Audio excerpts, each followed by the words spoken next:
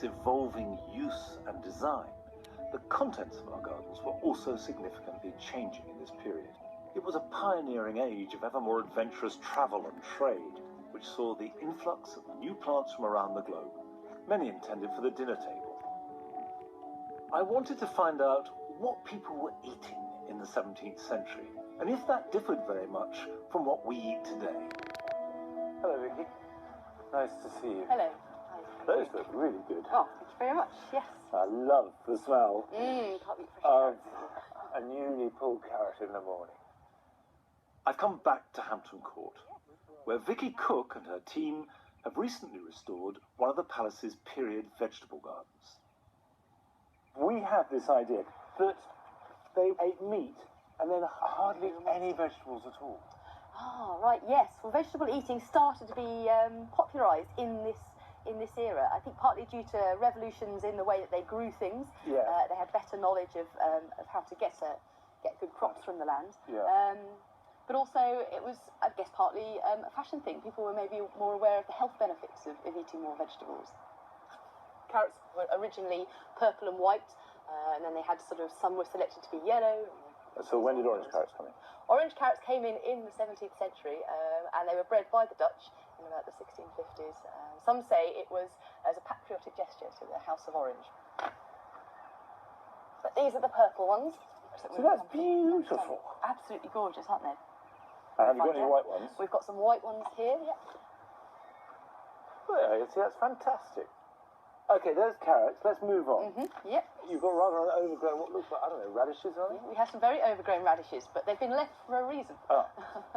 So these are radishes that have gone to seed, but they would have eaten the radish pods as a delicacy. Well, the pod is quite tough. Let's be honest, that isn't the nicest thing I've ever eaten. What strikes me is the variety of produce that was being grown. In fact, it's a much wider range than most of us grow or eat now. Cosmary would have been used to flavour ale. It has a very strong, distinctive flavour. And they use quite tanniny things for beer because it helps preserve it. Oh, gosh. Yeah, it's quite... Wow. Also listed as a salad ingredient, but I think that would have been... Okay. Is there anything that they conspicuously didn't grow? In the 17th century, things like potatoes and tomatoes and runner beans, they were very new. They would have been novelties. Right, and yet they're pretty much staples for us, aren't there? There aren't many gardens that grow vegetables that don't grow a tomato. Exactly, that's it, yes, but would have been dangerously exotic and people were a bit suspicious of these fruits, which are all in the same family as deadly nightshade. That's interesting. Like your lettuce, they're looking really good. Yeah. Did they eat lettuce as salad as we do? They might have boiled it, but I don't know. Boiled the lettuce? Probably. They seem to boil quite a lot of things. Exotic new varieties of fruit and vegetables coming into the country weren't always equipped to grow in our climate. But gardeners have managed to work out an ingenious method of nurturing them through to their precious harvest.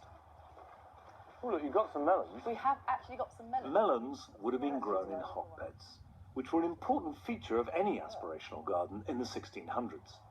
So how were these hotbeds made? So a hotbed would have been a construction, a little bit like you can see here, raised off the ground, and they would have used a very fresh, strawy, manure-y mix of straight out of the stables that would create heat as it breaks down. And that is providing an artificially warm environment for the seeds to germinate and the young plant to grow. Yes, you really need to protect them in those very early months. Yeah, around August, September time. That's it, yeah. But even earlier, I mean, they were very keen that you would show off your status by having a melon out of season. So, you know, some gardeners said that they could produce melons by May for their table, which is quite an impressive feat. As our 17th century ancestors sought better methods for growing plants out of season or from tropical climates, they increasingly began to challenge old superstitions that were based on tradition and faith, and to embrace a new world where intellect and science was applied to gardening